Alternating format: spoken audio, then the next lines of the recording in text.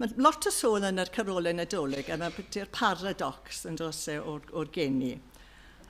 So beth yw ystyr paradox? Wel, yn y Gymraeg, gwrthywediad yw'r gair sydd yn egluro'n dda iawn beth yw paradox, sef dweud rhywbeth sydd yn groes i'r disgwyl.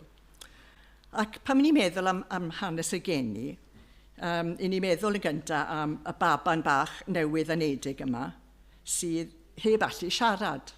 Does gyda fe ddim geiriau. Ond, wrth gwrs, fe yw y gair gyda eg fawr, nag yfe? Iowan pennod 1, yn y dechreuad yr oedd y gair. Yr oedd y gair gyda Duw, a Duw oedd y gair. Ond dyma'r y gair yn dod fel baban, oedd gyda fe ddim geiriau. Ac yna mae'r baban gwan yma yn dod mewn cryd. A fel baban newydd anedig, dyw e ddim yn gallu wneud dim byd drosto'i hun. Ond eto hwn, yn ôl yr wythfed salm, oedd yr un a greodd ar haul, lloer a'r ser, a gosod yn ei lle gyda'i fysedd. Hwn sydd nawr yn y cryd, yn faban gwan ac yn methu gwneud dim byd.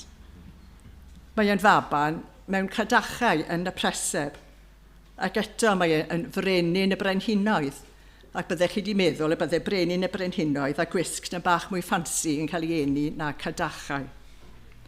Ac mae'r hefyd y cadar niwr, ac mae wedi dod yn gwisgo cig a gwaed, rhyw ddefnydd digon hawdd i dorri a'i rhwygo, ond eto mae e'n gadar niwr.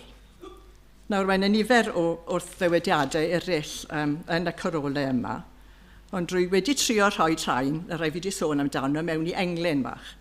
Nawr, byddai'r ymynwyr mawr fel Rhan Griffiths a Williams Pantyceilin yn lot gweith job ohono fe na fi, ond dyma fe ymdrech i.